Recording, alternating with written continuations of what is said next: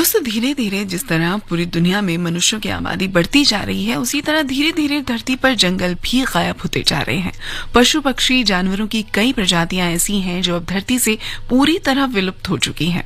इन्हीं प्रजातियों को बचाने और इनका संरक्षण करने के लिए दुनिया भर में नेशनल पार्क्स सरकारों द्वारा बनाए जाते हैं। अगर हम बात करें दुनिया के पहले नेशनल पार्क की, तो पहला नेशनल पार्क अमेरिका के येलोस्टोन नेशनल पार्क 1872 को बताया जाता है, लेकिन इसको नेशनल पार्क के नाम से नहीं जाना जाता। तो एक्सपर्ट मानते हैं कि ये दुनिया का पहला सबसे पुराना नेशनल पार्क है। भारत में भी विलुप्त हो रही प्रजातियों को बचाने के लिए सरकार द्वारा कई राज्यों में नेशनल पार्क बनाए गए हैं। भारत में लगभग 104 राष्ट्रीय उद्यान, 550 वन्य जीव अभयारण्य, 131 समुद्री संरक्षित क्षेत्र और 18 बायोस्फीयर रिजर्व हैं। करीब 88 संरक्षण रिजर्व और 127 के करीब सामुदायिक रिजर्व भी हैं। भारत के सबसे पुराने नेशनल पार्क की बात करें तो कॉर्बेट नेशनल पार्क है, जो कि 1936 में उत्तराखंड में बनाया गया था। बहुत कुछ बताऊंगी आपको नेशनल पार्क्स और लुप्त हो रही प्रजातियों को, जीवों को बचाने के लिए किए गए संरक्षण के लिए इस तरह के पार्क की अगर हम बात करें तो इन्हें खोला गया है इन्हीं के लिए। और ये सब कुछ मैं आपको बताऊंगी कि भारत में ऐसे कौन कौन से पार्क्स हैं जहां पर ऐसी प्रजातियों को संरक्षित रखने के लिए प्रयास किए गए हैं। लेकिन उसके लिए आपको रहना होगा इस सफर में मेरे साथ। तस्वीर के सफर में जुड़ी हूं 100.1 मेगाहर्ट्ज FM गोल्ड के बहाने। आकाशवाणी FM गोल्ड आपका पसंदीदा चैनल, और मैं आपके साथ आपकी अपनी दोस्त रेखा। जुड़े रहिए FM गोल्ड पर हमारे साथ, क्योंकि इस सफर में बहुत कुछ है जो मैं आपके साथ साझा करूंगी गीतों के साथ साथ।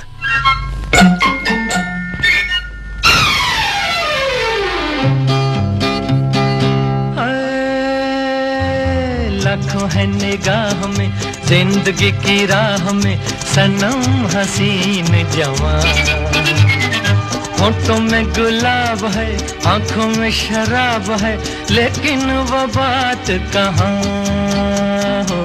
लाखों है निगाह में जिंदगी की राह में सनम हसीन जवान, होठों में गुलाब है, आंखों में शराब है, लेकिन वो बात कहाँ।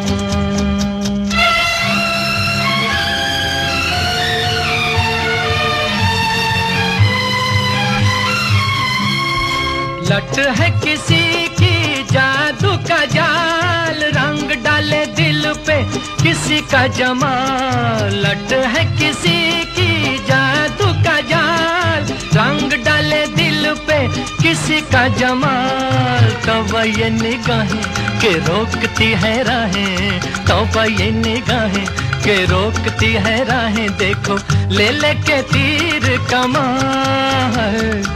लाखों है निगाह में जिंदगी की राह में सनम हसीन जवान, होठों में गुलाब है, आंखों में शराब है, लेकिन वो बात कहाँ।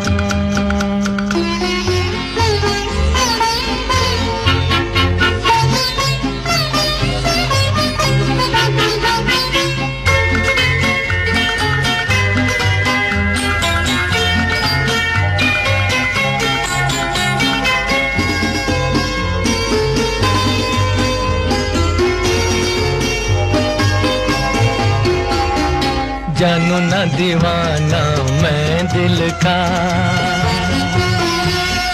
कौन है ख्यालों की मलिका।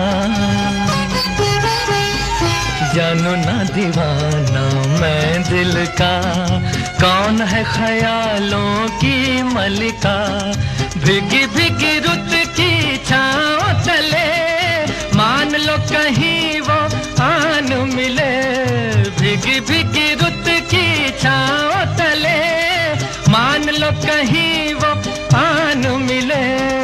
कैसे पहचानूं के नाम नहीं जानूं, कैसे पहचानूं के नाम नहीं जानूं, किसे ढूंढे मेरे अरमान हो। लाखों है निगाह में जिंदगी की राह में सनम हसीन जवान, होठों में गुलाब है, आंखों में शराब है, लेकिन वो बात कहाँ।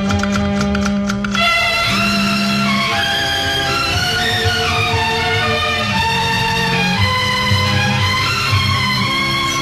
कभी कभी वो एक महाजबी डोलती है दिल के पास कहीं, कभी कभी वो एक महाजबी डोलती है दिल के पास कहीं।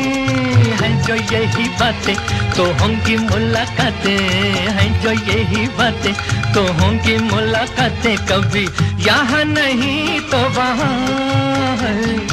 लाखों है निगाह में जिंदगी की राह में सनम हसीन जवान, होंठों में गुलाब है आंखों में शराब है, लेकिन वो बात कहाँ, लेकिन वो बात कहाँ, लेकिन वो बात कहाँ, लेकिन वो बात कहाँ। दोस्तों, विलुप्त हो रही प्रजातियों को संरक्षित करने के लिए अलग अलग कॉर्बेट पार्क्स या फिर अलग अलग राष्ट्रीय उद्यान बनाए गए हैं। और अगर मैं बात करूं कि ये कहाँ कहाँ पर हैं, तो मैंने जैसा आपको बताया कि देश भर में बहुत सारे ऐसे पार्क हैं जहां पर वन्य जीवों को संरक्षित रखा जाता है। Jim Corbett national park Uttarakhand में स्थित है, तो वहीं राजस्थान में रणथंभौर राष्ट्रीय उद्यान है, राजस्थान में ही केवला देवघाना राष्ट्रीय उद्यान भी है, सरस्का राष्ट्रीय उद्यान भी है। असम की तरफ जाएं तो कांजीरंगा राष्ट्रीय उद्यान यहाँ का बहुत मशहूर राष्ट्रीय उद्यान है। तमिलनाडु में मुदुमलाई वन्य जीव अभयारण्य है, और सिक्किम में कंचनजंगा, आपने सुना ही होगा, कंचनजंगा राष्ट्रीय उद्यान। पश्चिम बंगाल की तरफ रुख करें तो सुंदरबन राष्ट्रीय उद्यान है, तो वहीं सिक्किम में हिमालयन जूलॉजिकल पार्क भी है। ये बहुत सारी चीजें हैं और जहां पर आप जा सकते हैं देखने के लिए अलग अलग जानवरों को, अलग अलग जीवों को, अलग अलग प्राणियों को। लेकिन न सिर्फ ये बल्कि बहुत सारे ऐसे राष्ट्रीय उद्यान हैं जिनका जिक्र शायद मैं यहाँ ना कर पाऊं, क्योंकि इतने सारे राष्ट्रीय उद्यानों का जिक्र करने के लिए मुझे बहुत लंबा सफर तय करना होगा। लेकिन हाँ, कुछ ऐसी जगह हैं जिनके बारे में मैं आपको जरूर बताऊंगी।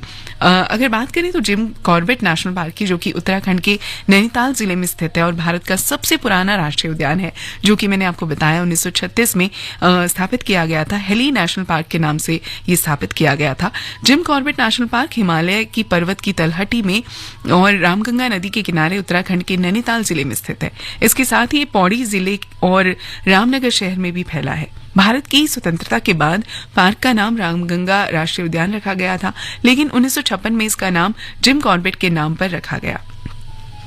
इस पार्क का नाम Jim Corbett national park Jim Corbett को श्रद्धांजलि और वन्य जीवन के संरक्षण के योगदान के लिए उनको याद करने के लिए रखा गया था, क्योंकि उन्होंने इस पार्क की स्थापना में बहुत खास भूमिका निभाई थी। ये रामगंगा नदी के तट से लगभग 1316 वर्ग किलोमीटर क्षेत्र में फैला है और ये पर्यटक और वन्यजीव प्रेमियों के लिए एक खास अट्रैक्शन का केंद्र अगर हम कहें तो ये है। साल 1974 में जिम कॉर्बेट नेशनल पार्क एक प्रतिष्ठित वन्यजीव संरक्षण अभियान द्वारा प्रोजेक्ट टाइगर को लॉन्च करने के लिए बनाया गया था, और ये पार्क प्रोजेक्ट टाइगर का एक अभिन्न अंग भी है। कॉर्बेट नेशनल पार्क देश के सर्वश्रेष्ठ प्रतिबंधित और संरक्षित क्षेत्रों में से एक है और हर साल हजारों भारतीय और विदेशी पर्यटकों को आकर्षित करता है अपनी तरफ। ये एक ऐसा पार्क है जिसमें वन्य जंतुओं की बहुत सारी प्रजातियां आपको देखने को मिलती हैं, और सबसे ज्यादा तो यहाँ पर पक्षी भी देखने को मिलते हैं। आज विश्व का ऐसा कोई भी कोना नहीं है जहाँ के पर्यटक इस पार्क को देखने के लिए नहीं आते हों। यहाँ पर 50 प्रजातियां पेड़ों की, करीब 500-600 प्रजातियां पक्षियों की, 50 प्रजातियां जानवरों की, सरीसृप की दर्जनों प्रजातियां आपको यहाँ पर मिल जाएंगी और 500 से ज्यादा के वर्ग मीटर क्षेत्र में फैली हुई हैं।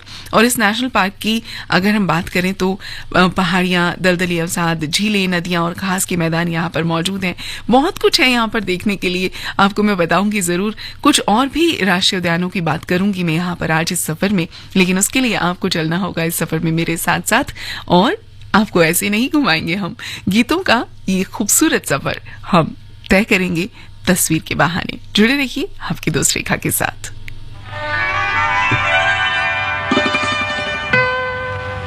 ये जुल्फ कैसी है, जंजीर जैसी है, ये जुल्फ कैसी है, जंजीर जैसी है, वो कैसी होगी जिसकी तस्वीर ऐसी है।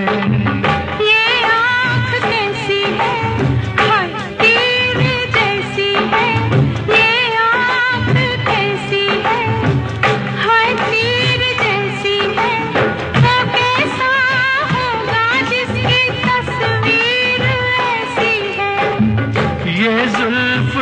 कैसी है, जंजीर जैसी है, वो कैसी होगी जिसकी तस्वीर ऐसी है। वो कैसा होगा जिसकी तस्वीर ऐसी है।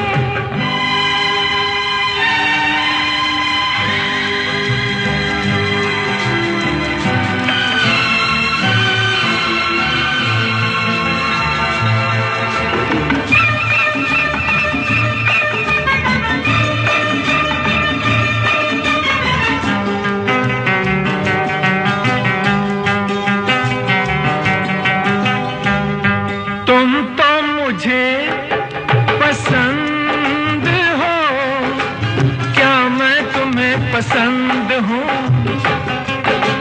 क्या तुम रजामंद हो? मैं तो रजामंद हूँ।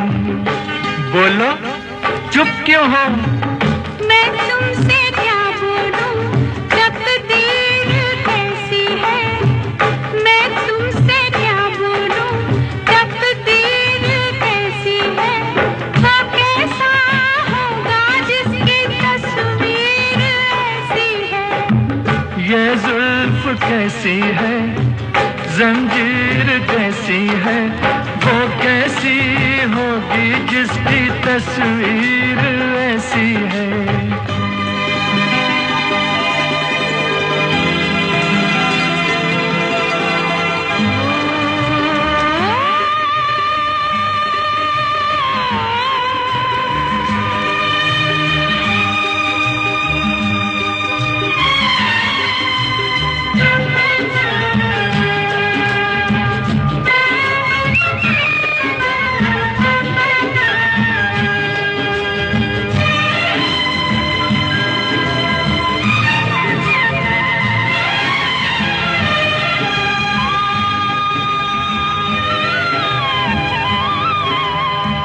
घूंघट निकाल के पिया, बैठूंगी मैं तो आज से। देखो न इस तरह मुझे, मर जाऊंगी मैं लाज से। चलो उधर देखो। ये ख्वाब कैसा है, ताबीर कैसी है। ये ख्वाब कैसा है, ताबीर कैसी है, वो कैसी होगी जिसकी तस्वीर ऐसी है। ये आँख कैसी है, हाय तीर जैसी है। वो कैसा होगा जिसकी तस्वीर ऐसी है। वो कैसी होगी जिसकी तस्वीर ऐसी है।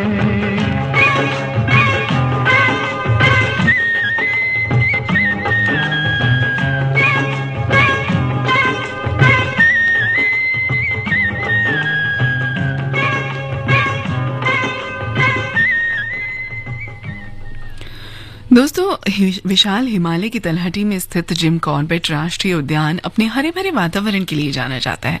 रामगंगा नदी के किनारे ये स्थित है और यहाँ पर पर्यटकों के लिए बहुत ही एडवेंचर जैसी फीलिंग अगर किसी को लेनी हो तो वो यहाँ पर आ सकते हैं।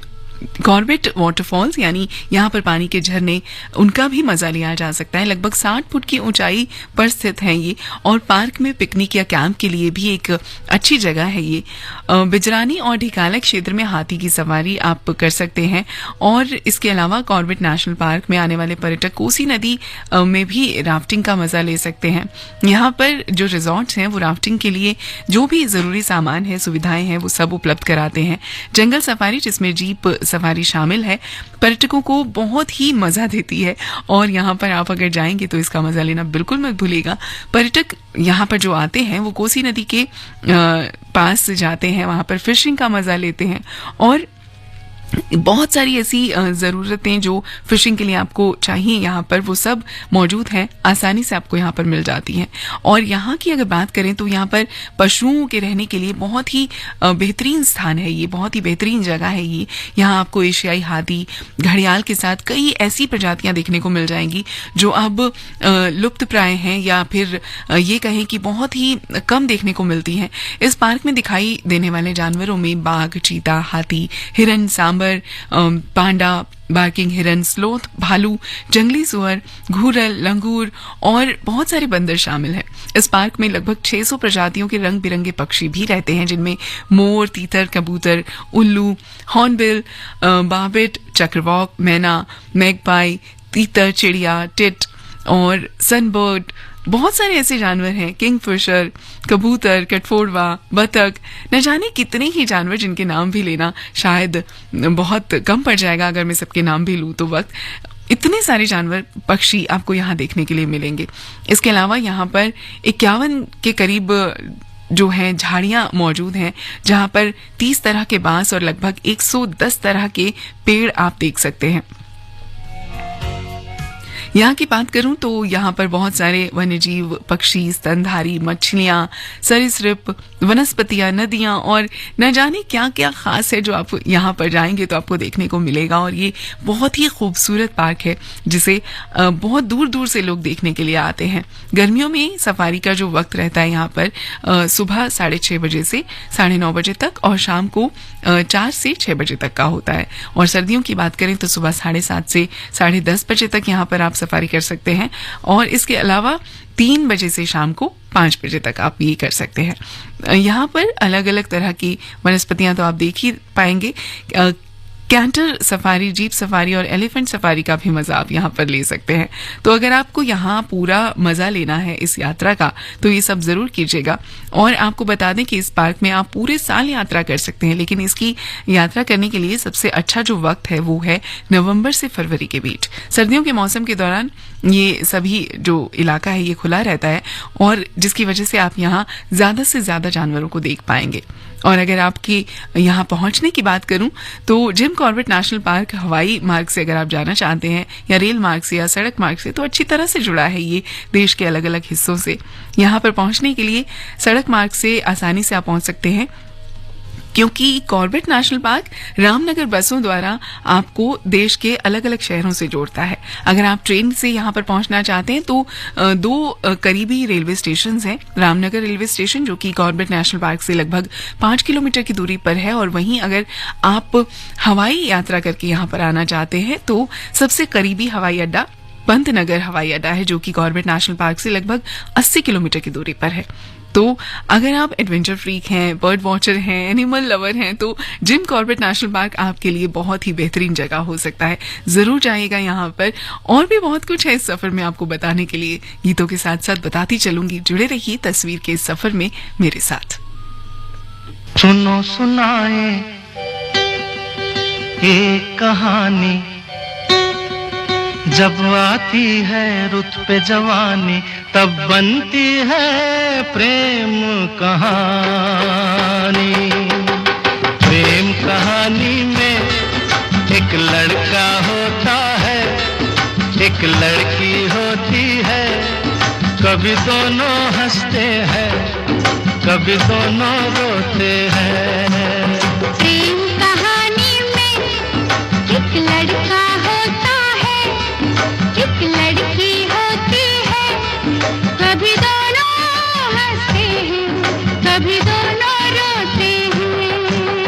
प्रेम कहानी में एक लड़का होता है, एक लड़की होती है, कभी दोनों हंसते हैं, कभी दोनों रोते हैं।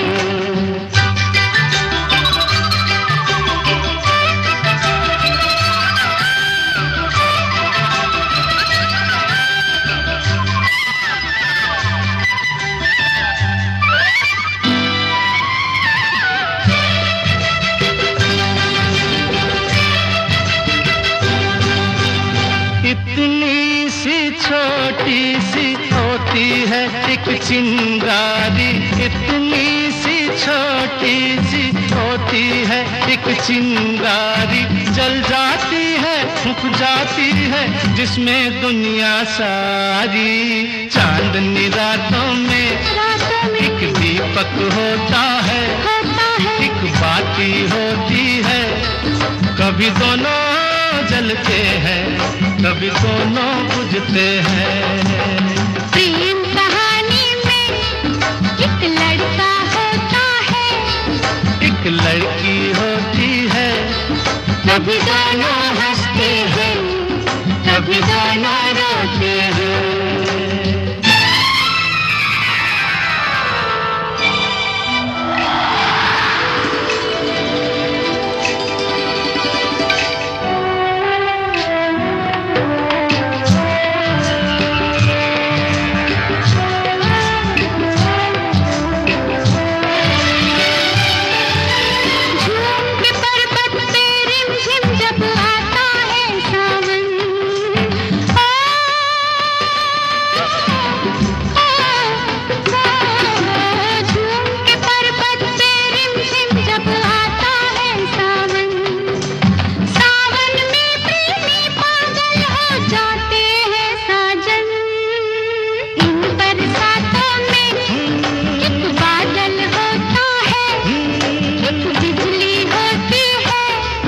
कभी दोनों तरसते हैं कभी दोनों बरसते हैं।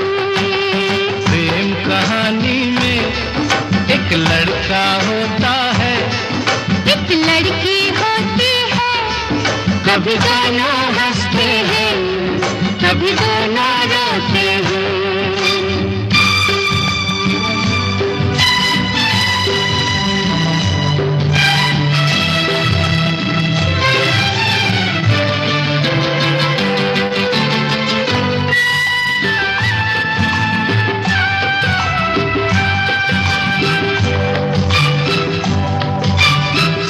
मिलन के नाम जुदाई का लिखा है ऐसा, साथ मिलन के नाम जुदाई का लिखा है ऐसा।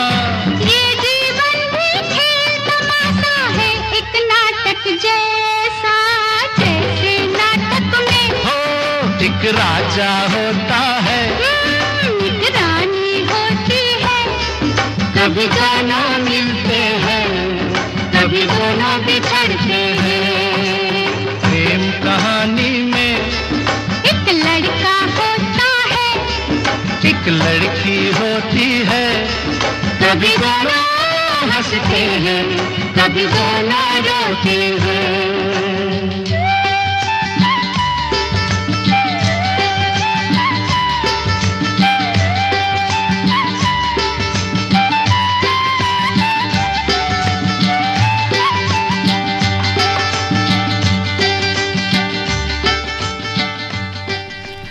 भाई प्रेम कहानी में एक लड़का और एक लड़की होते होंगे, लेकिन हमारी इस कहानी में यानी हमारे इस सफर में बहुत सारे मजेदार पशु पक्षी जानवर, चिड़िया, तोते, कबूतर, शेर, चीते, हिरन सब कुछ मिलेगा आपको इस सफर में।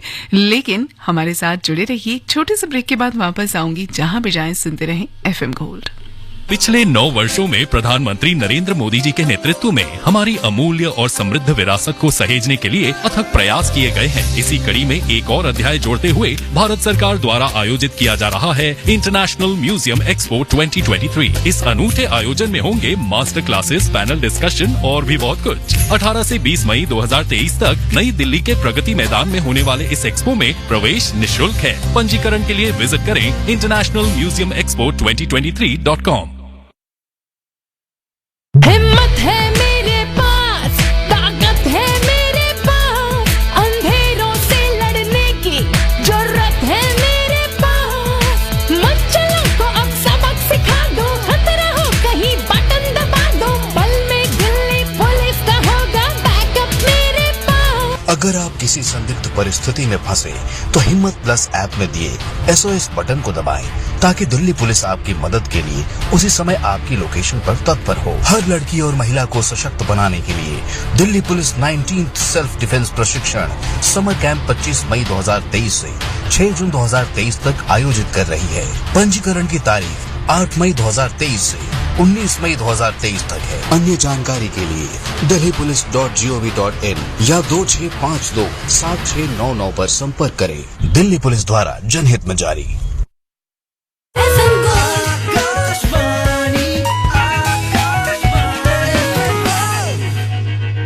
आकाशवाणी FM गोल्ड 100.1 मेगाहर्ट्ज पर ये सफर है तस्वीर का। मैं हूं आपके साथ आपकी दोस्त रेखा और आज मैं आपको ले चल रही हूं अलग अलग राष्ट्रीय उद्यानों में जहां पर अलग अलग जीवों को संरक्षित रखा गया है।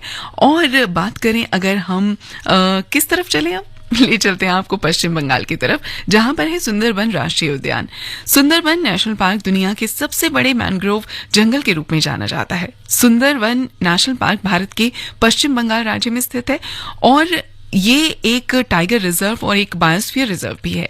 यहाँ आने वाले पर्यटकों को यहाँ पर रॉयल बंगाल टाइगर्स से लेकर खूबसूरत आवाजें निकालने वाली नदियां और प्रकृति की बहुत सारी ऐसी पक्षियों की आवाजें आपको यहाँ पर सुनने को मिलेंगी जो कि आपको मंत्रमुग्ध कर देंगी।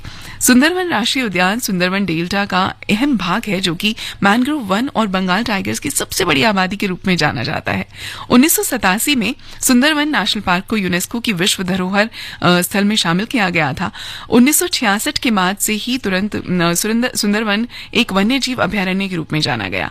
लगभग 400 से अधिक रॉयल बंगाल टाइगर्स और करीब 30,000 से ज्यादा चित्तीदार हिरन क्षेत्र में पाए जाते हैं। गंगा नदी एक आकर्षित डेल्टा बनाती है।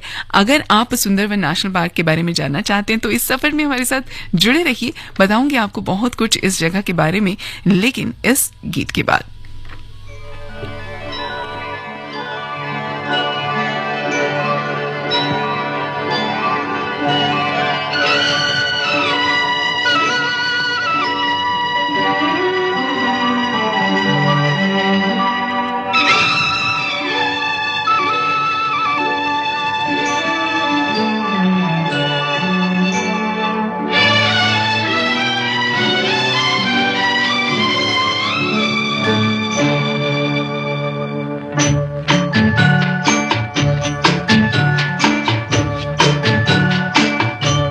खुदा भी आसमां से जब ज़मीं पर देखता होगा, खुदा भी आसमां से जब ज़मीं पर देखता होगा, मेरे महबूब को किसने बनाया सोचता होगा। खुदा भी आसमां से जब ज़मीं पर देखता होगा, मेरे महबूब को किसने बनाया सोचता होगा। खुदा भी आसमां से।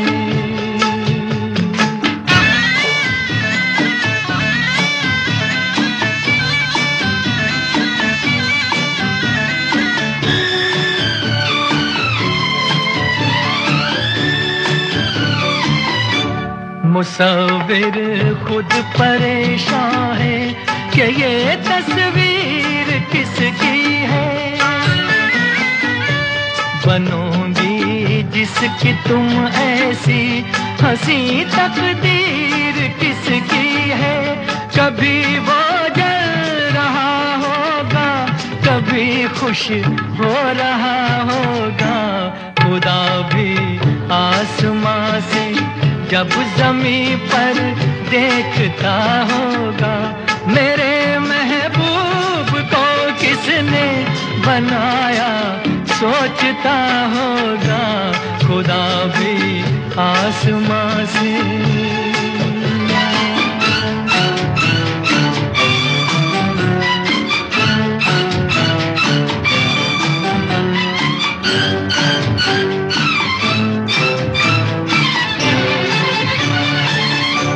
ज़माने भर की मस्ती को निगाहों में समेटा है, गली से जिस्म को कितनी बहारों में लपेटा है। हुआ तुम सा कोई पहले न कोई दूसरा होगा। खुदा भी आसमां से जब ज़मीं पर देखता होगा मेरे महबूब को किसने बनाया सोचता होगा खुदा भी आसमां से।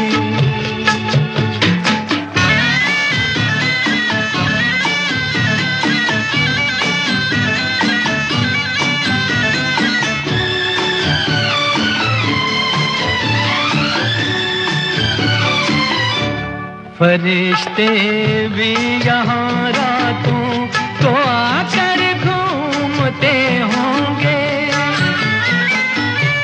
जहाँ रखती हो तुम पाँव जगह वो चूमते होंगे।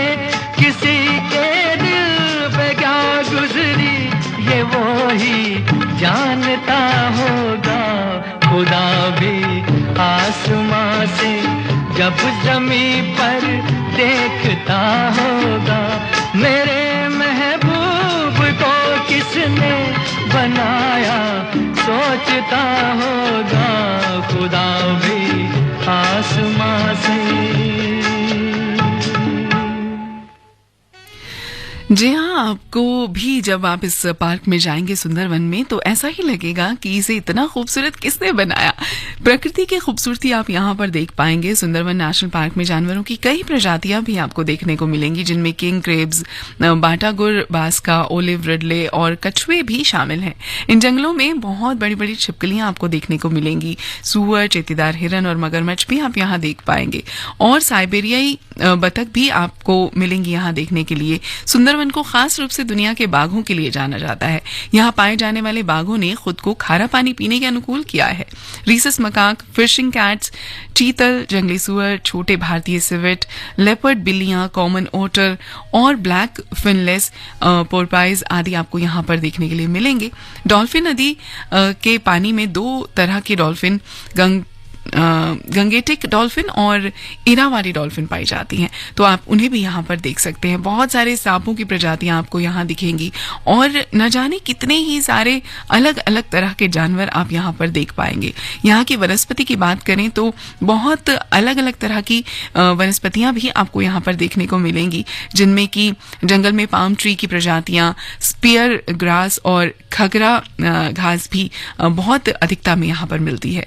और अगर मैं बात करूं यहाँ पर जाने की, तो यहाँ पर जाने के लिए आपको एक खास परमिट लेना होता है, जिसे फॉरेस्ट अधिकारी के सामने पेश करना होता है और तब आपको यहाँ पर एंट्री के वक्त इसको दिखाकर ही अंदर जाने की इजाजत मिलती है। तो आप जब भी जाएं उस परमिट को जरूर बनवाएं जाने से पहले, और ये बहुत ही कम शुल्क पर बन जाता है। तो ये कोलकाता वन कार्यालय से बनाया जाता है और यहाँ पर आपको ये आसानी से मिल जाएगा। सुंदरवन नेशनल पार्क में आप बहुत सारी चीज़ों का मजा ले सकते हैं। बोट सफारी आप यहाँ पर कर सकते हैं। और अगर बात करें इसके खुलने और बंद होने के समय की, तो 8 बजे से शाम 4 बजे तक ये खुला रहता है और शाम को 6:30 बजे के बाद यहाँ पर आप बोट नहीं चला सकते। सुंदरवन नेशनल पार्क के आसपास बहुत सारी चीज़ें हैं, जगह हैं जो कि आप देख सकते हैं। तो अगर आप चाहें तो नेती धोपानी, सुधान्या खाली वॉच टावर और कनक एक जगह है जो कि आप देख सकते हैं। हॉलीडे आइलैंड है यहाँ पर, कटका सुंदरवन है, कपिल मुनि का मंदिर है और सजनेखली पक्षी अभयारण्य भी यहाँ पर है। भारत सेवाश्रम संघ मंदिर भी यहाँ पर है, हिरन पॉइंट है, क्रोकोडाइल सेंचुरी है। तो बहुत सारी चीजें हैं जो कि आप यहाँ पर देख पाएंगे। तो जब भी आप यहाँ जाएं तो जरूर देखिएगा इन सबको भी। और अगर हम सही समय की बात करें कि कब आपको यहाँ जाना चाहिए, तो दिसंबर से फरवरी के बीच का जो महीना रहता है, उनमें आप अगर यहाँ पर जाते हैं तो बहुत बेहतरीन वक्त है ये यहाँ घूमने का। वैसे तो ये पूरे साल खुला रहता है और अगर बात करें मानसून की, तो इसके दौरान थोड़ा सा आपको बचना चाहिए, क्योंकि शायद यहाँ पर थोड़ी सी असुविधा आपको हो सकती है घूमने में। और इसके अलावा यहाँ के फूड की बात करें तो लोकल फूड आपको यहाँ पर आसानी से मिल जाता है, तो जो भी आप यहाँ खाना चाहें आपको इजीली मिल जाएगा। पार्क के आसपास अगर आप रुके हैं तो यहाँ रुकने के लिए बहुत अच्छी जगह हैं जो आसानी से आपको मिलती हैं। और नज़दीकी लो बजट में यहाँ पर बहुत सारे ऐसे लो बजट से लेकर हाई बजट तक बहुत तरह के रिजॉर्ट्स हैं जहाँ पर आप रुक सकते हैं। पहुंचना कैसे है ये आपको बता दूं। अगर आप फ्लाइट से जाते हैं तो सुंदरवन नेशनल पार्क की यात्रा के लिए आपको हवाई मार्ग से जाने के लिए सबसे जो करीबी हवाई अड्डा है वो है कोलकाता एयरपोर्ट, जो कि 90 किलोमीटर की दूरी पर है। यहाँ से आप बस या टैक्सी लेकर अपनी यात्रा पर निकल सकते हैं। और अगर आप ट्रेन से जाते हैं तो कोई सीधी ट्रेन तो यहाँ के लिए नहीं है, लेकिन जो सबसे करीबी है वो गोधा खाली शहर का कैनिंग रेलवे स्टेशन है, जो कि सुंदरवन नेशनल पार्क से 30 किलोमीटर की दूरी पर है। रेलवे स्टेशन से आप यहाँ के लिए जो भी लोकल ट्रांसपोर्ट है वो ले सकते हैं और यहाँ पहुंच सकते हैं। और अगर आप बस से यहाँ पर जाते हैं तो ये उद्यान पश्चिम बंगाल के पड़ोसी शहरों से सड़क से बहुत अच्छी तरह से जुड़ा हुआ है। आप सोनाखली, गोदखली, नामखाना, कैनिंग या रायडीह या फिर नजत से बसों का चुनाव करके यहाँ पर पहुंच सकते हैं। तो बहुत आसानी से आप सुंदरवन की यात्रा पर जा सकते हैं। और भी बहुत कुछ बताऊंगी आपको इस सफर में, लेकिन इस गीत के बाद।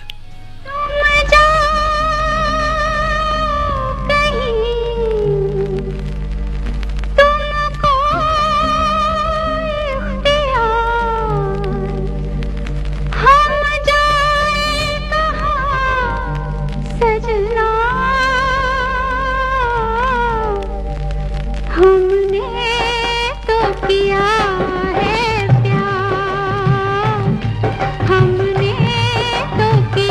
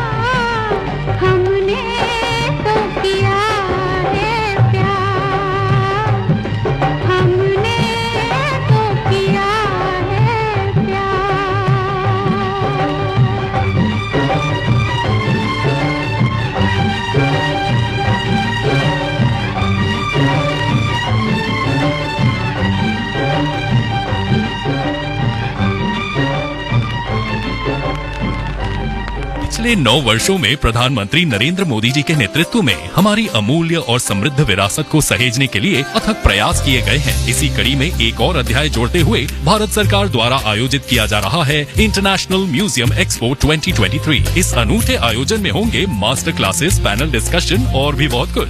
18 से 20 मई 2023 तक नई दिल्ली के प्रगति मैदान में होने वाले इस एक्सपो में प्रवेश निःशुल्क है। पंजीकरण के लिए विजिट करें internationalmuseumexpo2023.com।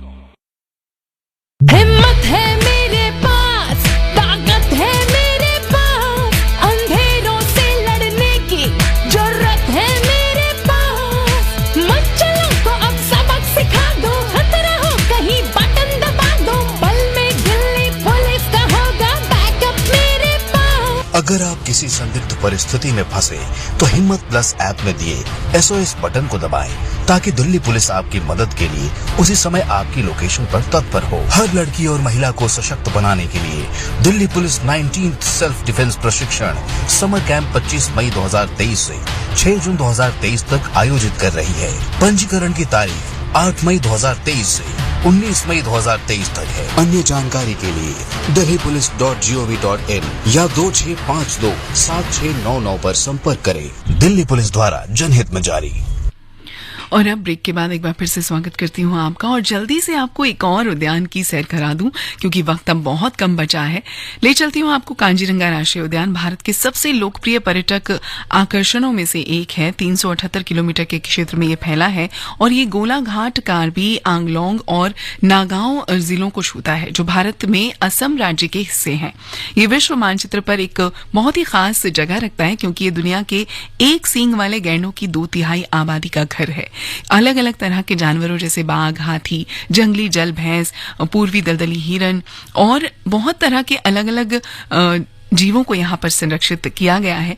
सरकार के निरंतर प्रयासों की वजह से अभयारण्य को 2006 में आधिकारिक बाघ अभयारण्य घोषित किया गया, जिसने दुनिया की सबसे ज्यादा आबादी वाले बाघ अभयारण्यों की सूची में अपना नाम जोड़ा। इसके अलावा पक्षी प्रेमियों को भी यहाँ अपना सुकून भरा स्थान मिलता है और वो बर्ड लाइफ इंटरनेशनल द्वारा एक खास पक्षी स्थल भी घोषित किया गया है। कांजीरंगा की बात करें तो यहाँ पर विशाल वनस्पति, हाथी, घास, दलदली भूमि और झालरदार लैंगून जैसे हरे भरे और घने जंगल के साथ आवास यहाँ पर मौजूद है और बहुत सारे अलग अलग तरह के जीव यहाँ पर पाए जाते हैं। कांजीरंगा पार्क जो है वो पूरे साल भर खुला रहता है, लेकिन 1 मई से 31 अक्टूबर तक इसे बंद रखा जाता है। इसलिए नवंबर से अप्रैल कांजीरंगा राष्ट्रीय उद्यान घूमने का सबसे अच्छा समय है और यहाँ पर अगर आप जाते हैं तो आपको बहुत अच्छा लगने वाला है। एक सींग वाला गैंडा, अजगर और रॉक अजगर, किंग कोबरा, कांजीरंगा राष्ट्रीय आर्किड पार्क, यहाँ पर आप जा सकते हैं और इसके अलावा फोटोग्राफी यहाँ पर आप कर सकते हैं। आदिवासी गांव यहाँ पर आप देख सकते हैं, बोट सफारी, हाथी सफारी आप यहाँ पर कर सकते हैं। तो बहुत सारी चीजें हैं यहाँ पर जो अलग अलग जानवरों के साथ आप मजा ले सकते हैं। यहाँ पर पहुंचना कैसे है जल्दी से आपको ये भी बता दूं। अगर आप बाय एयर जाना चाहते हैं तो गुवाहाटी अंतर्राष्ट्रीय हवाई अड्डा यानी कि लोकप्रिय गोपीनाथ बोरदोलोई अंतर्राष्ट्रीय हवाई अड्डा है जो कि, और जोरहाट हवाई अड्डा भी है जो कि यहाँ से करीब 200 किलोमीटर और क्रमशः 97 किलोमीटर की दूरी पर स्थित हैं दोनों, और यहाँ पर आप आसानी से पहुंच सकते हैं अपनी किसी भी सिटी से। तो बस उसके बाद यहाँ सड़क मार्ग से आप पहुंचकर कोई भी ऑटो या टैक्सी ले सकते हैं और यहाँ पहुंच सकते हैं। इसके अलावा अगर रेल की बात करूं तो फुरकेटिंग जंक्शन है रेलवे स्टेशन जो असम के गोलाघाट जिले में पार्क से सिर्फ 75 किलोमीटर की दूरी पर है। तो आप यहाँ से भी रेस्टोरेंट से कोई ना कोई होटल या रेस्टोरेंट लेकर रुक सकते हैं और फिर बस और टैक्सी लेकर यहाँ से आप आगे पहुंच सकते हैं। इसके अलावा सड़क की बात करें तो कांजीरंगा राष्ट्रीय उद्यान राष्ट्रीय राजमार्ग 37 पर स्थित है और यही वजह है कि असम के खास शहरों जैसे गुवाहाटी, तेजपुर, जोरहाट, गोलाघाट, दीमापुर, रंगाव और बहुत सारे ऐसे राज्यों से जुड़ा हुआ है। बहुत अच्छे से बसों से यहाँ पर कनेक्टिविटी है, तो आप जैसे भी चाहे यहाँ पर जा सकते हैं। वक्त मेरे पास बहुत कम बचा है, इसलिए मैं इतनी जल्दी जल्दी आपको इस सफर में कांजीरंगा घुमा रही हूँ, पर मुझे सचमुच लग रहा है कि काश मेरे पास बहुत सारा वक्त होता तो मैं आपको बहुत सारे राष्ट्रीय उद्यानों की जानकारी दे पाती, वो चाहे रणथंबोर हो, केवला देवघाना हो, सरिस्का हो, कांजीरंगा हो, मुदुमलाई हो, कंचनजंगा हो, या फिर हिमालय का जूलॉजिकल पार्क हो, हिमालयन जूलॉजिकल पार्क, या फिर बहुत सारे ऐसे पार्क हैं जिनका नाम भी अगर मैं लूंगी तो वक्त मेरे पास सचमुच नहीं बचेगा। फिलहाल तो मैं जल्दी जल्दी से आपको एक गीत सुनवा दूं, क्योंकि आज के लिए तो मैं इससे ज्यादा आपको नहीं घुमा पाऊंगी इस सफर में, वक्त बहुत कम है। लेकिन हाँ, ये वादा रहा कि कभी ना कभी तस्वीर में आपको किसी ना किसी अच्छे सफर पर फिर से लेकर चलूंगी। तो फिलहाल तो ये गीत आप सुनिए और जुड़े रहिए FM गोल्ड के साथ। हमने कसम संग रहने की, आएगा रे उड़ के मेरा हंस परदेसी, खाई है रे हमने कसम संग रहने की, आएगा रे उड़ के मेरा हंस परदेसी।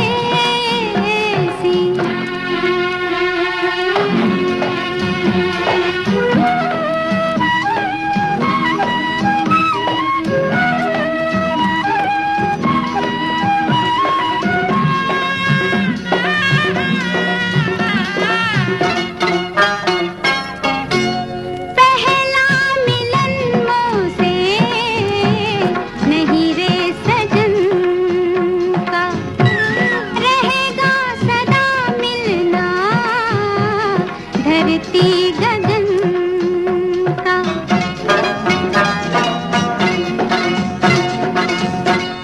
पहला मिलन मोसे नहीं रे सजन का, रहेगा सदा मिलना धरती गगन का। युग से वो है मेरा, युग से वो है मेरा, मैं उसकी रे खाई है रे हमने कसम संग रहने की, आएगा रे उड़ के मेरा हंस परदेसी।